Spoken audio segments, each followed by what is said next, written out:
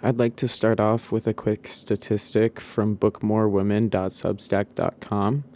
To take a wide look, they've combined data from 10 major U.S. multi-genre music festivals: Austin City Limits, Bonnaroo, Boston Calling, Bottle Rock, Bourbon and Beyond, Coachella, Gov Ball, Hangout, Lollapalooza, and Outside Lands.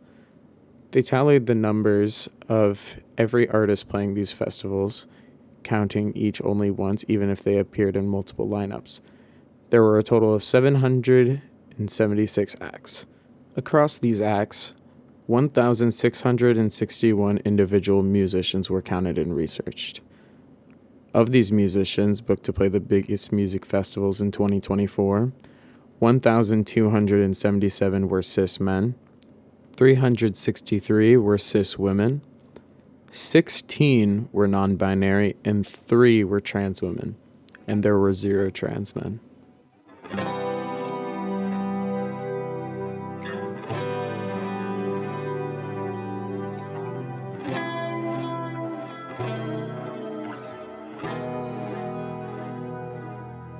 Hi, my name is Jacqueline Davis. This is a podcast for WGSS 100 at UNC Asheville. I am an independent touring musician in the Asheville-based band Porcelain Parrot, an audio engineer, an artist, and I am a trans woman. Today I'm going to be shedding some light on women in the popular music industry with a focus on trans people, Black women, and women in the profession of audio engineering. The question that I'm hoping to answer is whether or not these groups are criminally underrepresented in today's current landscape, compared to not only the value that they've provided for today's popular music scene, but also how lopsided this representation is compared to the groups in today's artist landscape. I.e., the music industry should look and feel like the artists who are populating it. There is quite a lot of anti-trans legislation going on right now. In the current year, 2026, a few examples that pop off the top of my head are the new law in Kansas, which revokes driver's licenses of hundreds of trans people, citing that they must show the same gender on their driver's license as their birth certificate, therefore making many trans people's licenses invalid. And just the act of driving to the DMV to switch out their license could get them arrested. Another example is in Tennessee, a new bill which requires gender-affirming care providers to report data about patients to the Tennessee government, essentially putting them on a list for being trans. This bill, HB 0754 SB 0676, is sparking some outrage for privacy concerns. There are quite a few more examples. Legislation intended to deny trans people's passports, censoring schools, restrictions on gender-affirming care, banning trans girls from school sports, military bans, erasing trans history and resources, and funding slashed for LGBTQ programs. Essentially, there's a very well-funded, well-organized movement to try and drive a wedge between people and their LGBTQ friends, neighbors, and family, which is being driven by extremist legislators. Ryan Casada, a writer for Medium as well as a trans-masculine artist based in Los Angeles, outlines that being queer/trans makes the mountain of the music industry a bit more difficult to climb, but with lots of determination, it is still possible to get to the top. However, there are certain areas of the country where he says, quote, "I might not feel as open to playing my song Daughter, in which I very openly discuss being trans in the lyrics. That's because I am fearing for my physical safety. I have also noticed that more people come out to my show when it's a safe space like an LGBT center versus a dive bar. Safety is one of the biggest concerns for LGBTQ people, so choosing venues is something that needs to be a bit more strategical. Choosing places that feel safer for me and my following is sometimes not easy, but it does make for a smoother show." End quote. This isn't to say that queer and trans artists are completely ousted. I would say that there's a lot more, which makes rising in this industry a bit easier than it was, say, 5 years ago. Queer newspapers like Billboard Pride, who specifically cover queer artists, the Rainbow Times, Out Magazine, The Advocate, who help LGBTQ folks get the coverage that they need and deserve, are becoming more commonplace. And it's not something that you would have seen 5-10 years ago, much less the 2000s. Queer and transgender people have played a substantial role in every facet of modern music, yet it's not often lesbian, bi, queer, or trans women are celebrated for their contributions. Sexism, homophobia, racism. The folks included in this brief history have uniformly faced one or more of these obstacles along the way. Their music, however, lives on as a testament to their perseverance. Starting with pioneering artists from the past, Sister Rosetta Tharpe had a self-taught technique she'd practiced since the age of 4, playing live with her family before recording for the first time in her 20s in 1939, bringing her spiritual-based rhythm and rock to the radio. Biographers say Sister Tharpe was known to have a relationship with at least one other woman while she toured, with the road making it easier for many women to live more openly without fear of homophobic retribution. Artists like Harlem Renaissance star Gladys Bentley, bisexual Empress of the Blues Bessie Smith, moaning Ma Rainey, and dirty blues singer Lucille Bogan were more overt in their queerness on stage. In the latter's song, BD Blues, the BD stands for Bull Dagger, a nod to masculine of center or butch women like Bentley in her top hat and trousers. Billie Holiday, perhaps one of the most well-known jazz singers in American history, was also said to have a relationship with actress Tallulah Bankhead, though even with the freeing underground nature of the Prohibition era, most queer people did not identify as such in public as much as they did on stage. Holiday claimed Bessie Smith as one of her biggest influences, though she never was so explicit about her queerness in her act. A same-sex love song or dress and drag could be seen as a playful nod by comparison, but LGBTQ people learned how to spot one another in all avenues.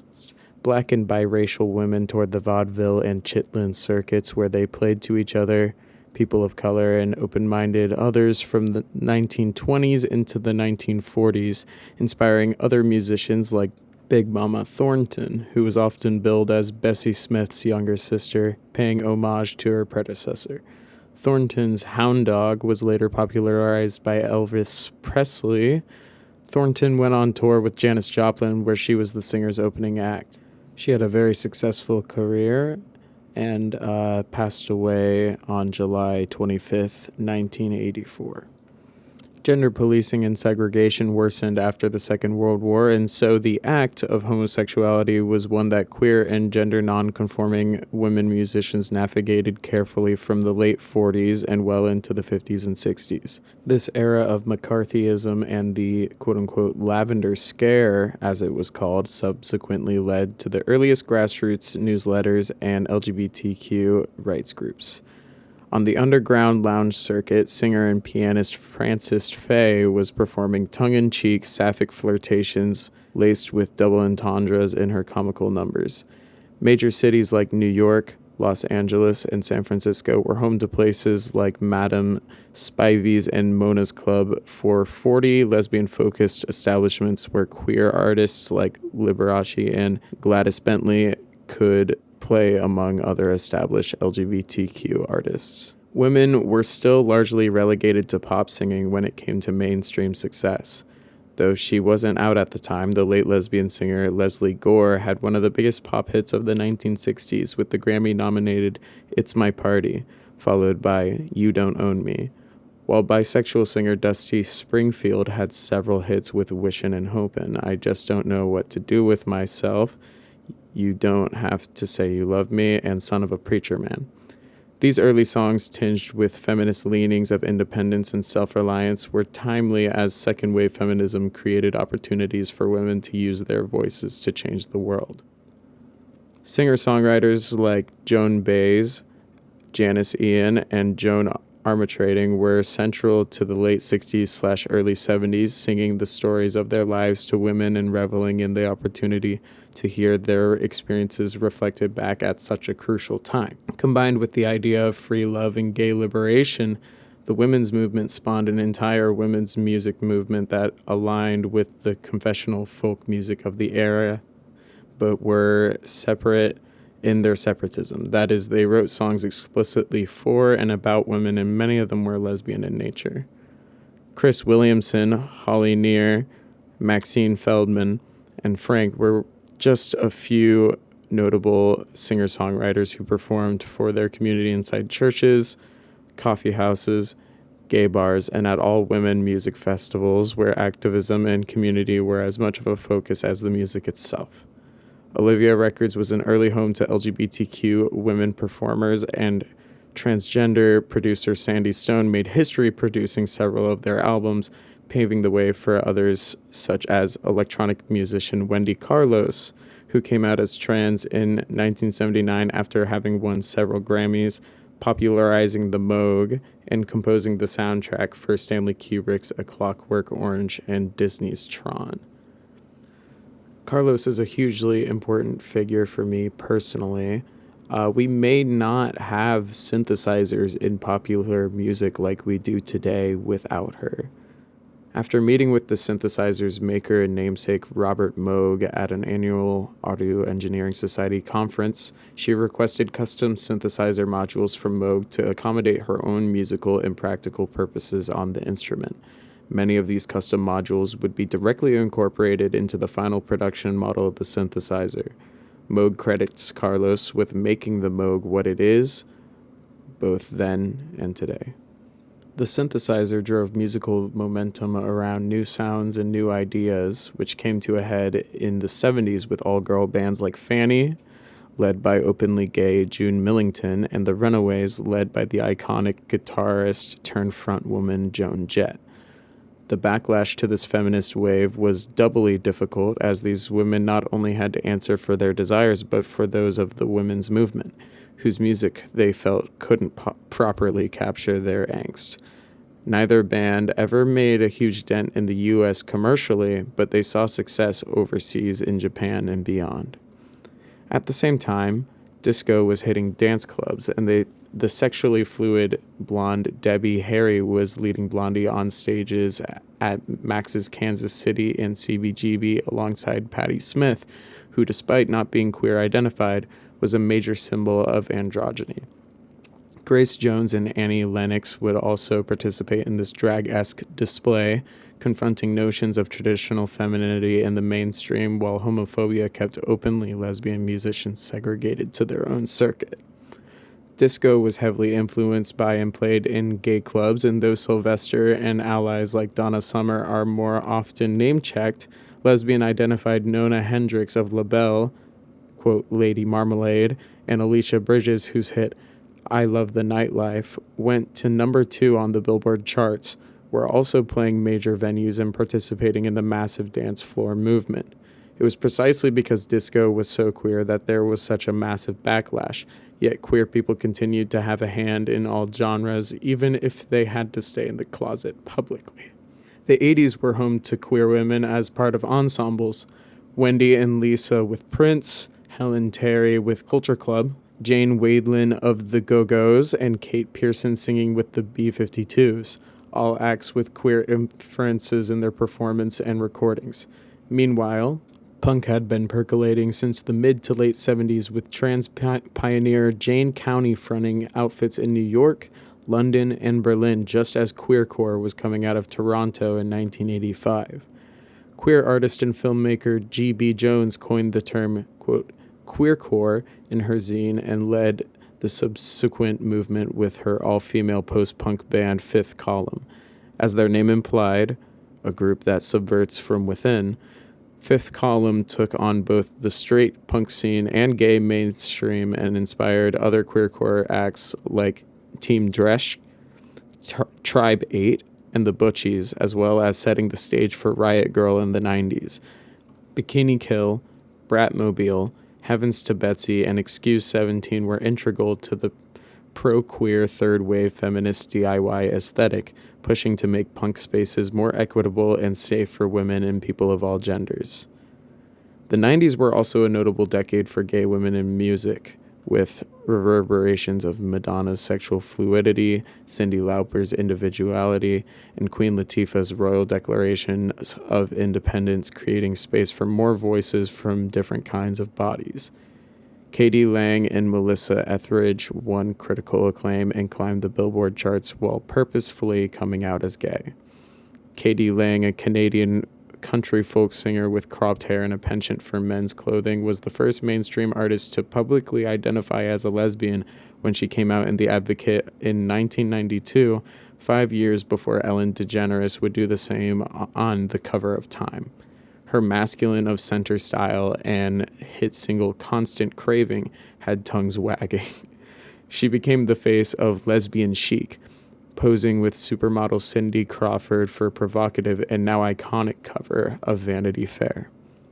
Blues-inspired rocker Melissa Etheridge followed Lang, announcing her own lesbian identity with the release of Yes, I Am in 1993. It was the singer's fourth album, but it put her on the map, fueled by rockers like Come to My Window and the absolute barn-burning I'm the Only One. Etheridge became a household name and picked up a Grammy for the Best Female Rock Vocal Performance. Lang and Etheridge weren't alone, but they kicked the closet door wide open for other queer women to speak more openly about their sexuality as it related to their songwriting or public persona.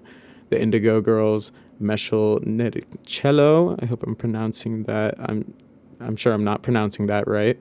Linda Perry of Four Non-Blondes, drummer Patty Schemel of Hole, Josephine Wiggs of The Breeders, and Kate Schellenbach of Luscious Jackson were all open about their queer identities in the pages of Spin and Rolling Stone, as well as women-centric zines like Bitch and Girl Germs, while Jill Sobule's I Kissed a Girl from her album I Can't Think Straight was nominated for 2 MTV Video Music Awards in 1995. Being out was a double-edged sword, as Lang, Etheridge, and the Indigo Girls became so well known for being lesbians that their sexual identities could sometimes overshadow their musical abilities. Although these artists were subject to cruel jokes and send-ups at times, their being out in public simultaneously gave lesbians more visibility at a crucial time for political activist groups like the Lesbian Avengers, who, feeling left behind by straight feminists and gay men, sought safety and respect as both women and queers. Feminism went pop with the Spice Girls, who were often accused of commodifying feminism and packaging it as girl power, but the acknowledgement of the group's queer fans also hinted at the future of queer women's bright future in pop. Mel B would also later come out as bisexual. At the turn of the millennium, pop radio eclipsed college rock as the dominant cultural force, as solo artists like Lady Gaga, Miley Cyrus, and La Rue played with their pansexuality both on stage and on TV in moments queerer than Britney and Christina's kiss with Madonna at the 2003 MTV VMAs. Just a year earlier, MTV also played host to a similar stunt, this time from Russian pop duet Tattoo with their baiting video All the Things She Said, where the duo posed as lesbian schoolgirls. It would become just one of the many instances of fetishization queer women faced throughout the decade. Artists like Demi Lovato, Tegan and Sara, King Princess, Halsey, Janelle Monáe, and Hayley Kiyoko create explicitly queer music. Demi Lovato's sapphic-themed Cool for the Summer and Halsey's Strangers duet with openly bisexual Lauren Jarugui helped to create a new set of queer anthems for new generations. Outside of pop, the 2000s was home to a thriving electronic scene with queer acts like Anoni, Fever Ray, and Goldfrapp playing stages at large-scale festivals, while country music and hip-hop have seen both a significant rise in openly gay artists.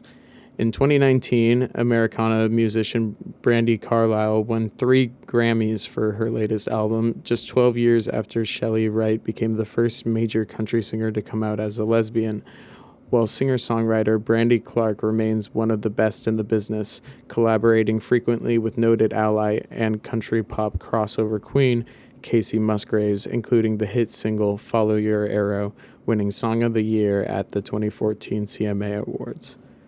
Performers like punk singer Laura Jane Grace, soul artist Shay Diamond, and pop songwriter Teddy Geiger all bring significant talent and visibility to their respective genres, just as the earliest LGBTQ women did and have continued to do, despite rarely receiving proper credit.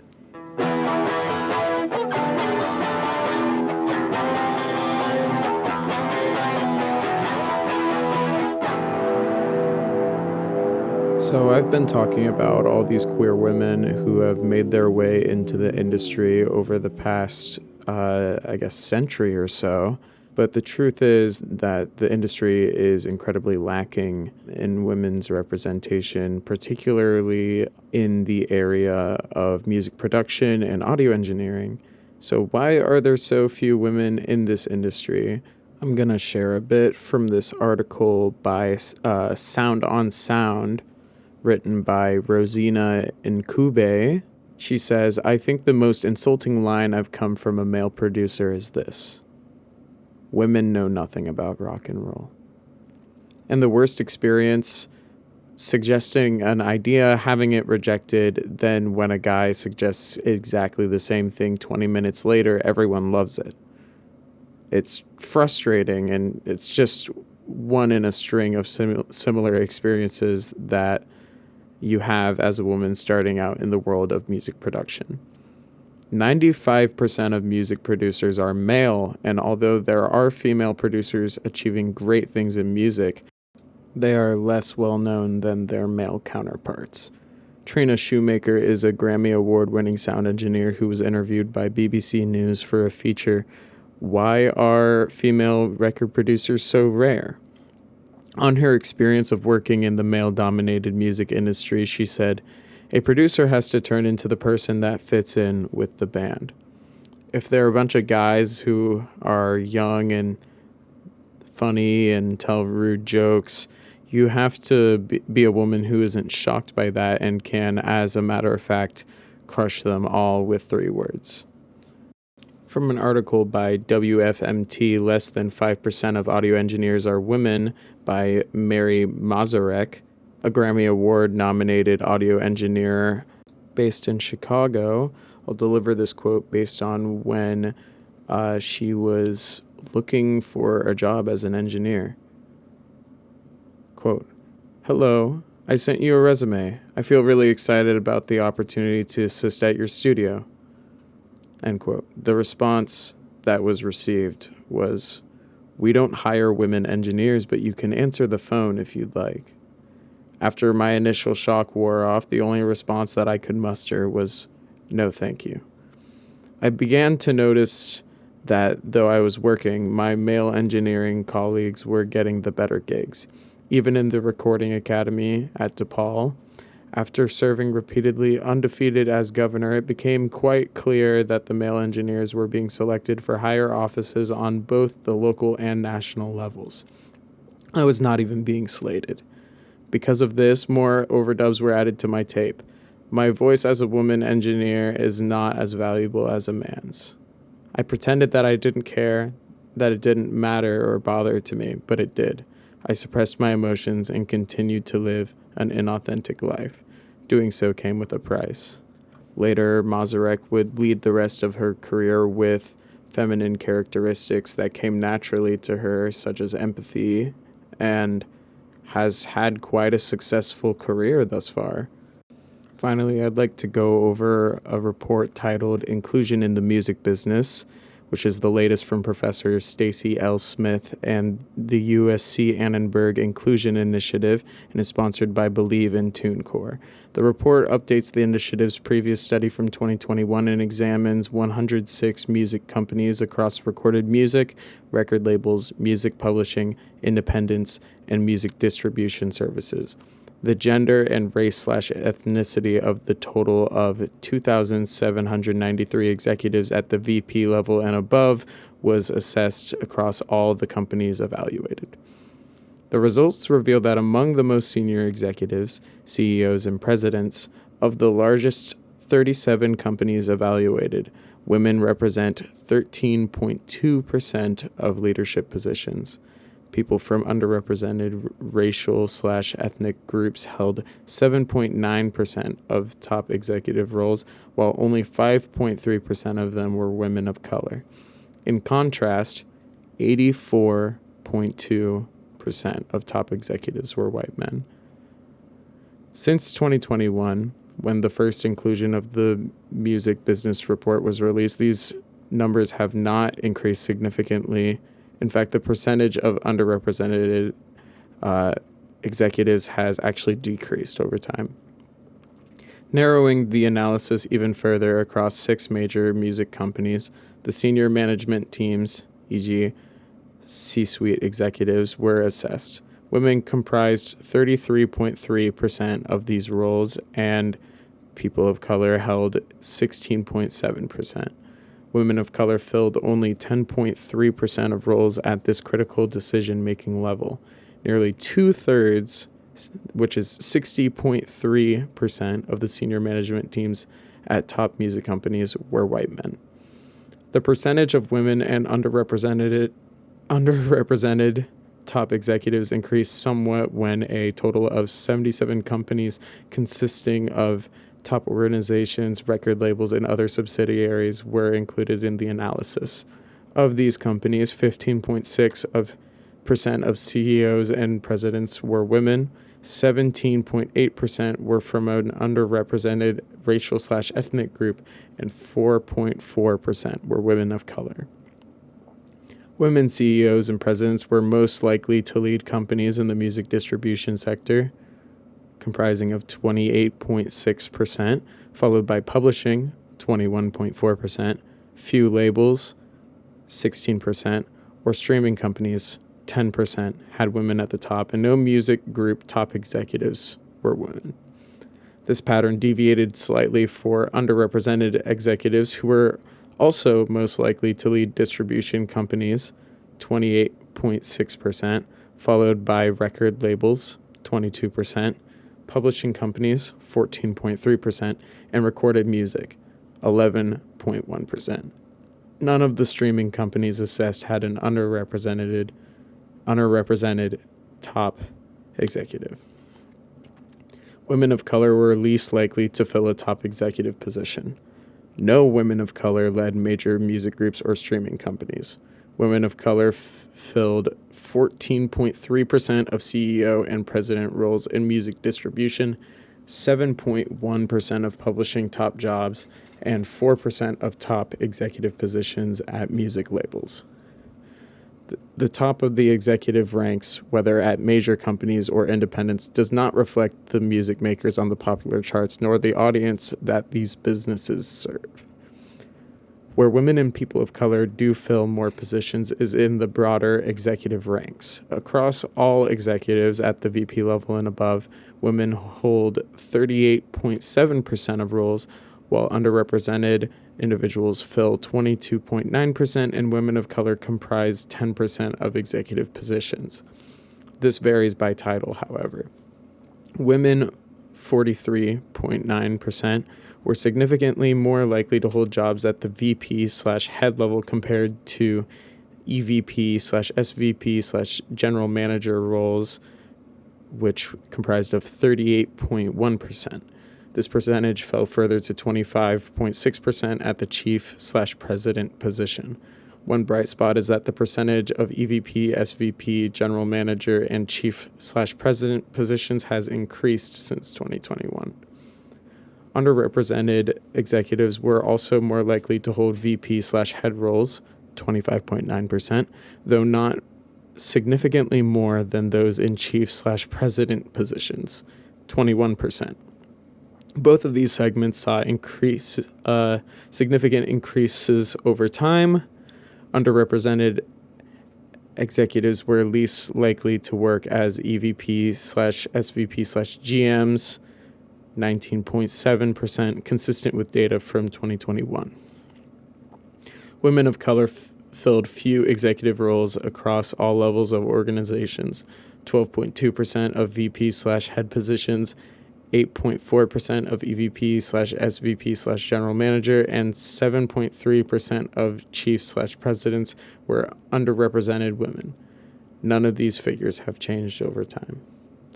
Across sectors, music distribution companies had the highest percentage of women executives at all levels, 47.8%, and streaming companies had the lowest, 37.2%. All industry areas featured women in more than 1/3 of all executive positions. People of color were most likely to hold executive positions at record labels, 30.1%, and least likely to work in publishing, 16.3%. A quarter of all executives in music groups, 25.1%, were underrepresented, which was slightly higher than music distribution, 23.1%, and streaming, 17.9%. Women of color were most likely to work at record labels, 13.4%, and music groups, 11.8%, followed by music distribution, about 10%, streaming, 7.5%, and publishing, about 7%. So it's no surprise, since these companies are so dominated by white men, that it is increasingly difficult for queer, trans, and Black women to find a spot on the charts. I mean, when you can't get your stuff published, when you can't get good journalism on your music, and when you're just getting told no all the time, it can break you down for sure. I'm going to read off a bit from this article in The Guardian by Vivi Brown. Black musicians don't lack talent, but our careers are in the hands of people who package it through a white gaze. I remember the first time my music was played on the radio. I'd made it into the top 10 of the BBC Music Sound Poll, which predicts who might be successful, and it was common for a national radio station to play the music of each artist. So there I was, huddled on the sofa with my family, but the excitement was short-lived. Immediately after the radio presenter played my song, she took a phone-in call from a guy who said on the air that I was ugly and stupid. Their discussion then led to a lazy comparison with another Black artist, and the presenter concluded the call by going close to the mic and whispering quite smugly that she thought Janelle Monáe was much better than Vivi Brown. One of the things that stayed on my mind was that during the show, I didn't remember any of my white counterparts being compared to any other white artists in such a polarized way, being pulled apart for their looks, intelligence, or sound. I understand that this criticism might come from the public, but I did not expect it to be encouraged by my industry. I've noticed many other examples where the UK music industry pits Black women against each other, making us believe there is only room for one of us. We are not seen or heard in the same way as white artists. Approaching radio stations for airplay would regularly lead to responses such as, "There isn't any room on the playlists because we already have that Black female artist. It might be best to try one extra." And it was common for the press to perpetuate competitive language as if Black artists were rivals of each other. The genre of music didn't matter. It was only based on the color of our skin. I hated being immediately categorized as R&B, even though I had written a pop punk song, and it was frustrating to never be regarded as a songwriter or a producer, despite writing and producing 70% of my first album. It was exhausting having to prove to the industry that I wasn't some sassy, aggressive diva. I was tired of worrying about feeling isolated and ridiculed on photo shoots for having afro hair. I was tired of being stereotyped. I was tired of journalists assuming I was a soul singer and never a producer. I was tired of white so-called feminists playing a huge part in the racism towards Black women within my music industry and feeling unable to talk about it. I would see countless images on social media of UK women in music conferences championing the progress on gender within the industry, yet with no Black women to be seen. I would notice tight clicky networks of white women in the industry supporting other white artists but ignoring Black artists. It was unconscious, unintentional, packaged politely, and was never done in a way that meant to cause harm. However, it was deeply rooted in the industry. We musicians are trained to be silent about our experiences because there is a heavy stigma that our rebellion will be categorized as aggressive, bitter, or ungrateful. We are supposed to accept what we are given because to be black in this industry is thought to be even more of a privilege for us than for white artists. Black female artists don't lack talent. It's the white infrastructure that stops them from fulfilling their potential. Our careers are in the hands of people who take from our culture and package it for the masses through a white gaze, whereas success stories of black individuals often arise from independent, grassroots, progressive platforms.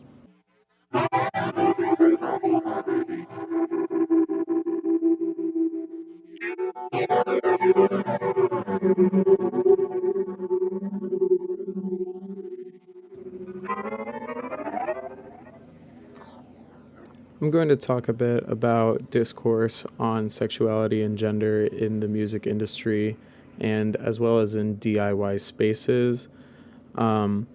The discourses of sexuality and gender may seem so interdependent as to render one term unintelligible without the other, not an intersection so much as a correlation.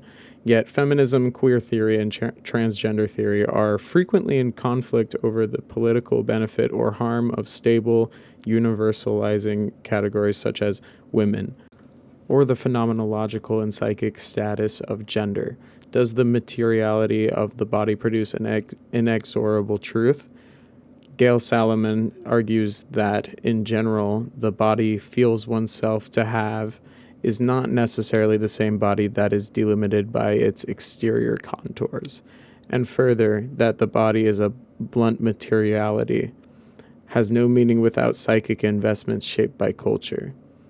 Yet, within culture and psychoanalytic theories, gender is the handmaid of sexuality.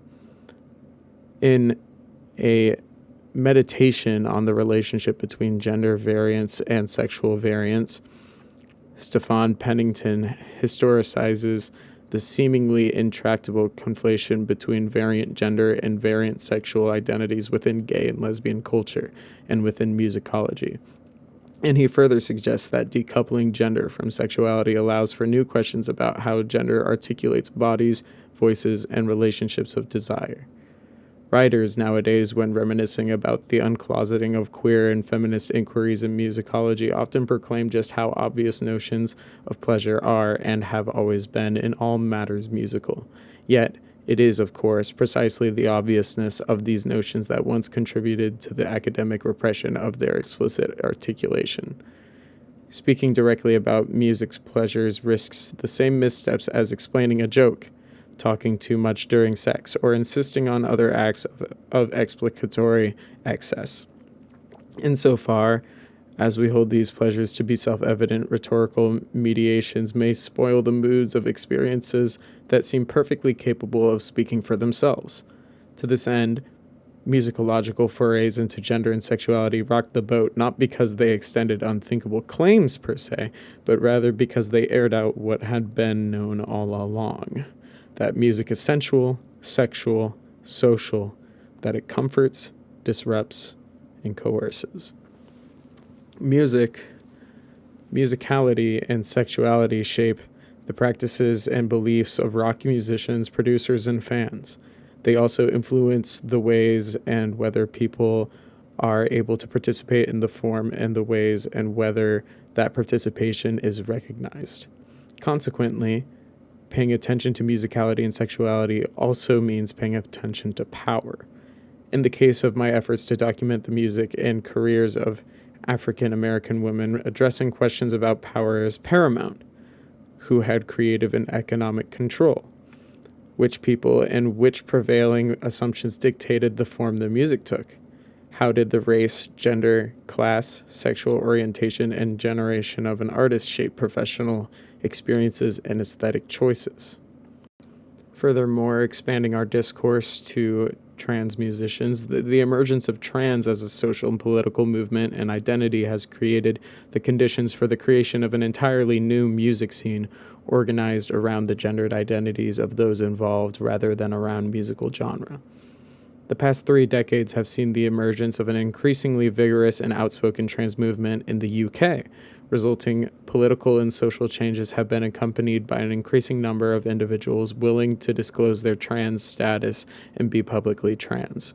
With the development of new modes and different codes of trans identity and political activism, and an increasingly visible trans population, comes the possibility of trans as an organizing category for cultural forms. By the early 2010s, there was a growing music scene in the United Kingdom which emerged from and brought together networks of trans activists, musicians, and promoters for semi-regular events across the country. Events such as Awkward Turtle, Bar Whatever, Transpose in London, Moulin Rouge in Brighton, Cambridge, and London, Kashin Kashan Kuchunga in Edinburgh and Glasgow, and the Nottingham Pride Trans Tent in Nottingham, effectively created temporary trans spaces either within pubs, bars, small clubs, and community centers, or as part of wider LGBT pride programs. These events tended to draw small but enthusiastic crowds of underground music fans, with typical audiences ranging between 20 and 100 people. They drew heavily upon a do-it-yourself, a DIY, ethos, most typically associated with underground scenes based around the genres of indie, punk, or folk. However, the musical forms present at any given trans music event typically drew upon a far wider pool of genres.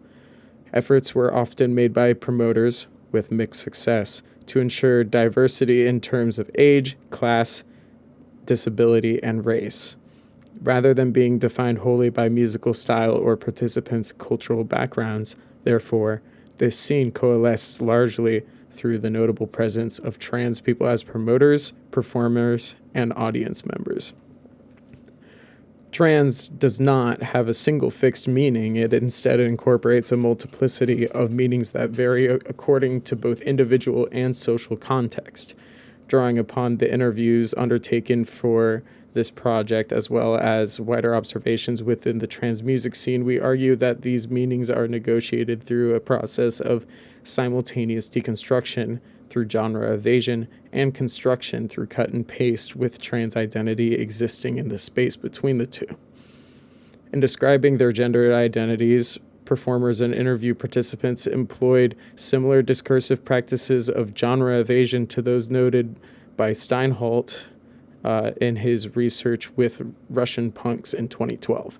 Steinholt's participants tended to either avoid genre labels or choose their own ways to define themselves. In this way, they sought to avoid being pigeonholed or judged alongside others. Genre evasion becomes necessary in order to protect the notion of an authentic voice that is not ensured by reference to generic convention. In a similar manner, participants in the trans music scene frequently sought to avoid and evade generic conventions of gendered possibility. A complex identity that reflects the specific experiences and feelings of the individual can therefore be discursively constructed in a DIY fashion from whatever language is available. Trans can be understood in this context not as a fixed identity, but as an oppositional movement away from rigidity and towards the creation of new possibilities through the acknowledgement of gendered and sexual and social complexity and fluidity. This offers an alternative to the limited possibility of normative cisgendered language, whilst using discursive tools that are already available. Our participants sought to redefine language rather than be defined by it. So I want to talk a bit about some queer and trans artists that are lighting up the music scene today. The music world has had a transgender tipping point, albeit on a lesser scale, within the past few years. I mentioned Laura Jane Grace of the popular punk band Against Me earlier. To many fans of rock and punk, she was the first major musician to emerge as trans within the popular sphere. But even within the music world, she was definitely not the first. Of course, I mentioned Wendy Carlos. But today in the U.S., there are a number of transgender musicians who have made an impact on the pop music world.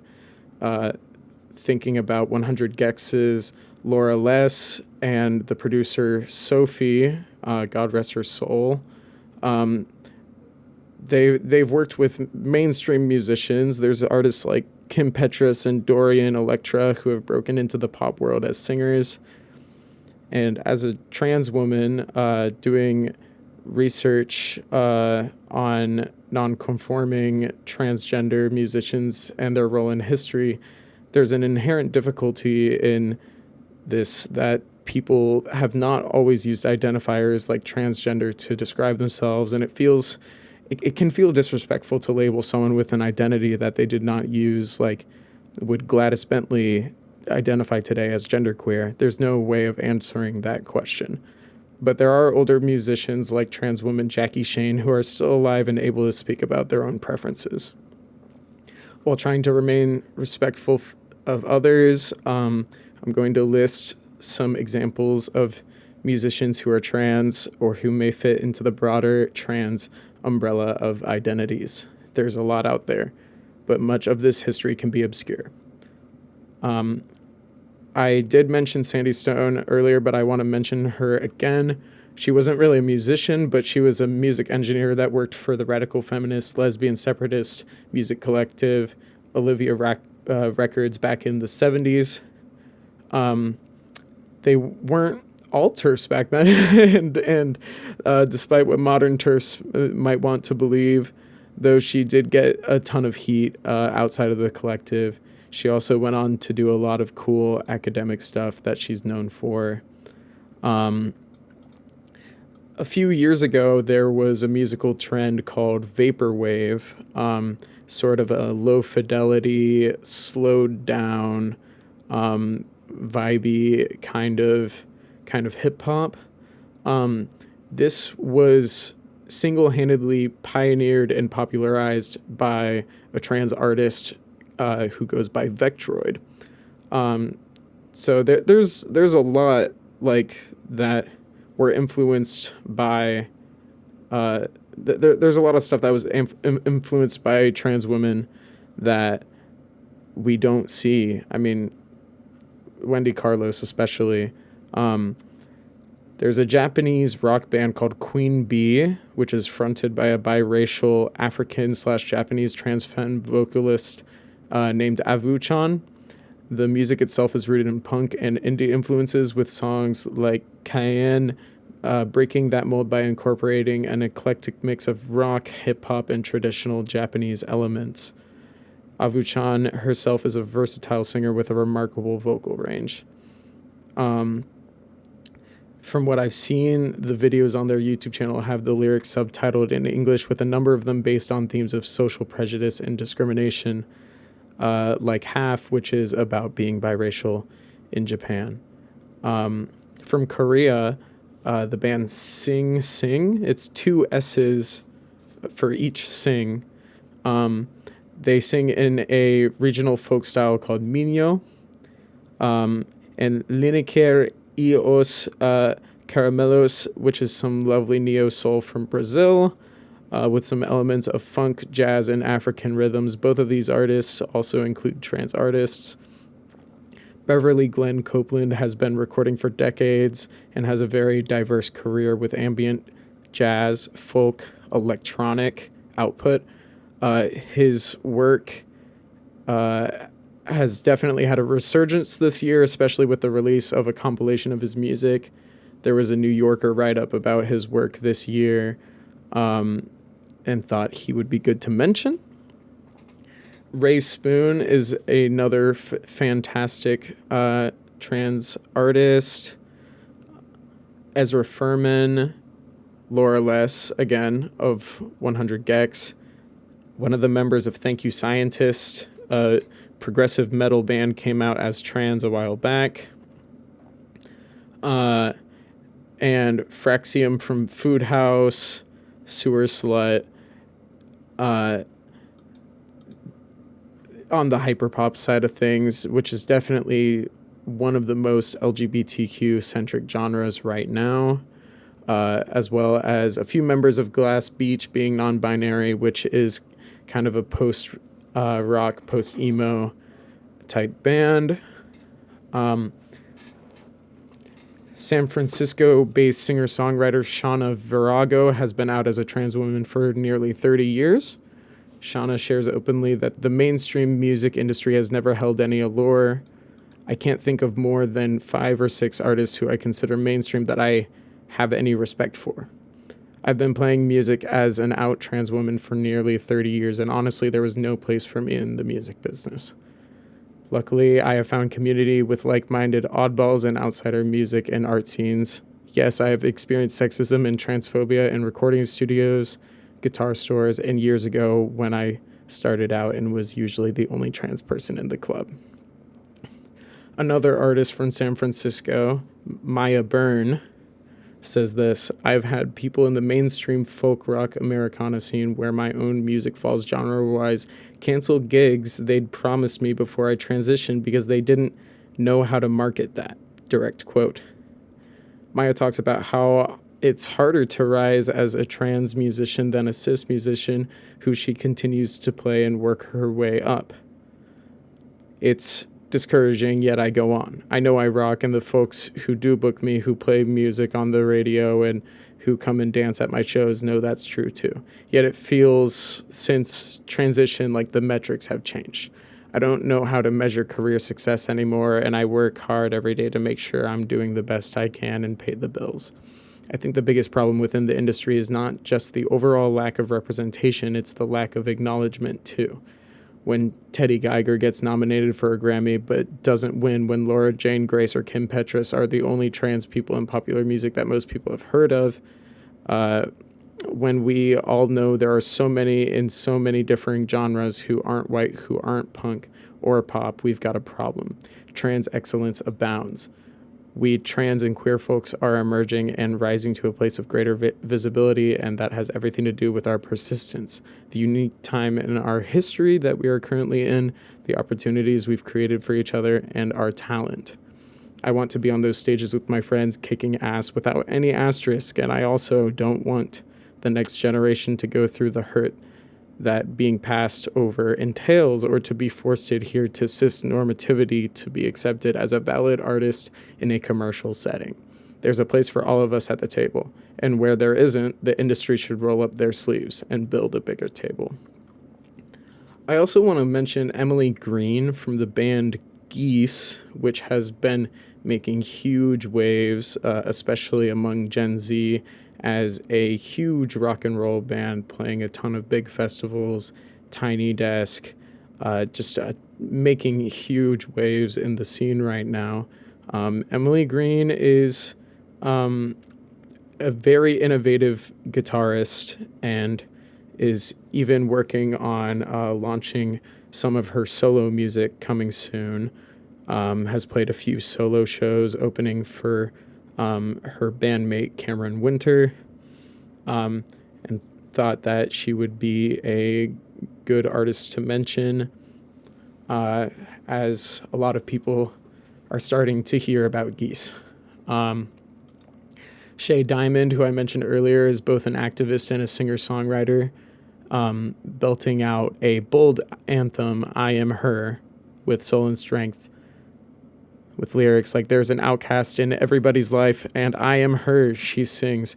According to Diamond, the song began as a statement to a world which said she shouldn't exist, and now stands as an anthem for all those that felt shunned for simply being who they were. Anoni, who I also mentioned earlier, is not afraid of tackling topics often considered controversial. In Drone Bomb Me, Anoni sings of a 9-year-old Afghan girl whose family has been killed by a drone bomb. Her 2016 album, Hopelessness, covers issues from climate change to Guantanamo Bay. I wanted to do something that was gonna go down fighting. Dark quote. There are few artists who have directly impacted the current sound of pop music more than the late Sophie.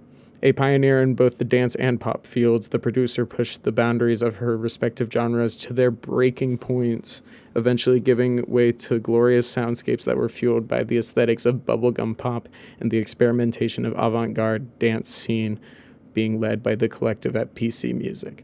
But it was on her magnum opus project, Oil of Every Pearl's on Insides, where Sophie finally took a moment to allow herself to stand in the spotlight, coming out publicly as transgender and fully taking ownership of her trailblazing work in the music industry.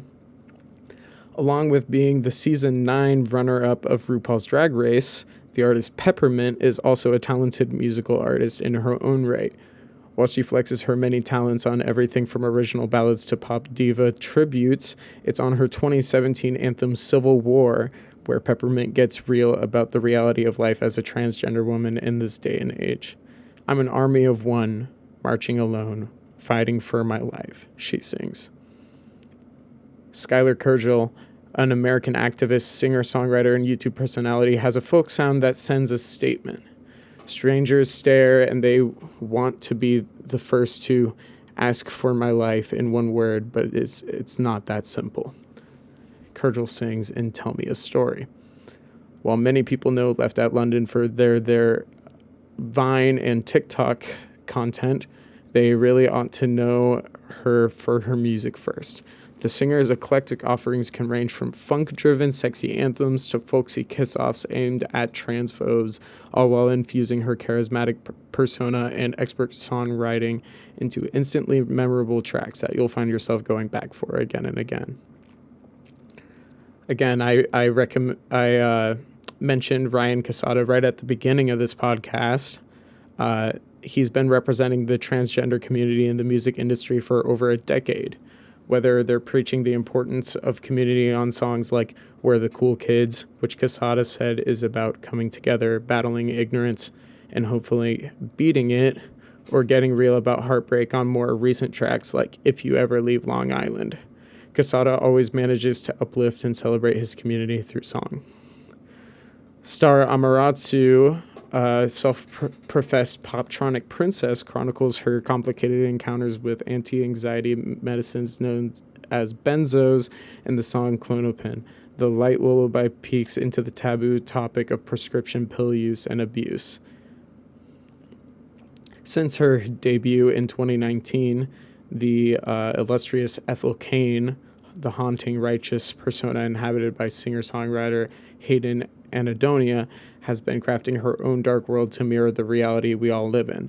That universe came into full fruition on 2022's Preacher's Daughter, a moving alternative album tracking a story about trying to live up to the impossible expectations of the American dream, especially as a trans woman struggling to find acceptance.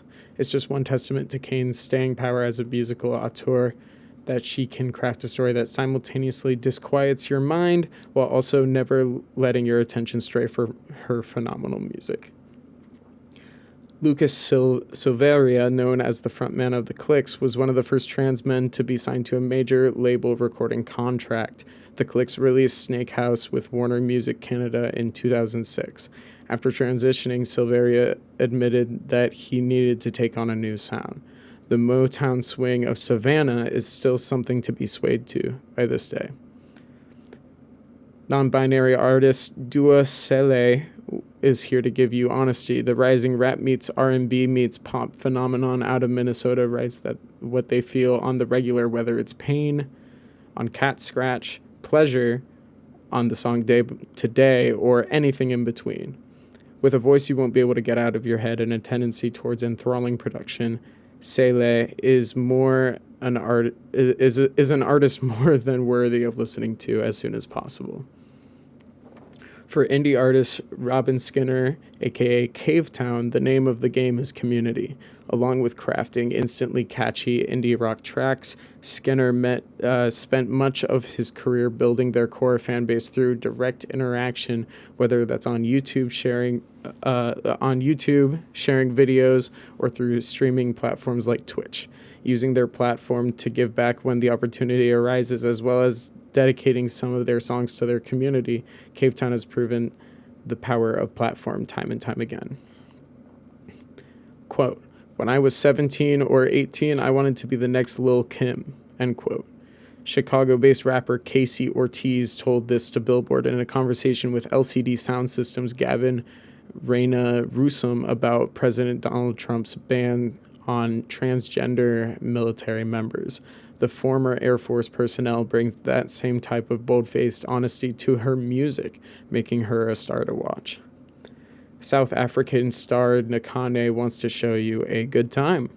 The pop singer-songwriter spent most of their career blazing their own trail as an openly non-binary African star. It was with their 2018 masterwork, You Will Not Die, that they captured the attention of veritable stars like Elton John and Madonna. Nakane's versatile musical voice lends itself toward change more often than not, meaning you never know what to expect when you press play on their latest work, making it all the more fun to find out what they have in store for you. So that's a big list of artists that are trans and queer that you should be listening to. I also want to briefly mention some artists that I've played with in the scene here on the East Coast and in North Carolina that have trans and queer members. I want to mention Blank State, great emo band, Motocross, some slowcore kind of country gaze, Cam Girl, which is more of a hardcore glam rock band, which is just awesome. They're doing great stuff. Cat in the Hurricane, Bugsy. What else? There's so many good bands. Tombstone Poetry, and Salt Chunk Mary, all great artists doing great things. I can't think of more. This part is just off the top of my head, honestly. But before we wrap up, I just want to just talk about what we can do to try to improve the industry and sort of cite my sources.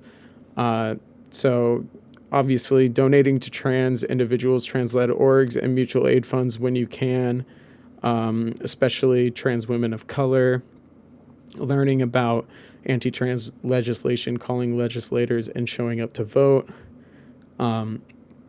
If you are A&R, a music promoter, playlister, a journalist, make room for women, make room for trans people, make room for women of color in your work. Expand beyond your usual circles and offer trans women artists funding, a stage, a mic, or a platform, not as a favor, but because their work belongs here. If you run a physical event space, ensure that your spaces are safe, accessible, and welcoming for all. Post clear codes of conduct and provide training for all staff. If you are a fan and a listener, seek out artists that are not handed to you. Trans musicians are making incredible art. Black women are making incredible art. There's some just incredible people making incredible art. And don't let an algorithm be the reason that you miss it. So my sources include, but are not limited to, bookmorewomen.substack.com, Medium Music Monday, How Being Queer or Trans Affects Success in the Music Industry, Sound on Sound, Why So Few Women in Audio by Rosina and Kube, WFMT, Less Than 5% of Audio Engineers Are Women, This Is My Story by Mary Mazurek, The Guardian, Black Musicians Don't Lack Talent, but Our Careers Are in the Hands of People Who Package It Through a White Gaze by Vivi Brown, USC Annenberg, Tilted at the Top, Music Executives Are Still Primarily White and Male, Billboard, 15 Transgender and Non-Binary Artists You Need to Know, You Discover Music, A Brief History of Queer and Trans Women in American Music. Let's see. Music and Sexuality, from a JSTOR article written by Judith A. Perino and Suzanne G. Cusick.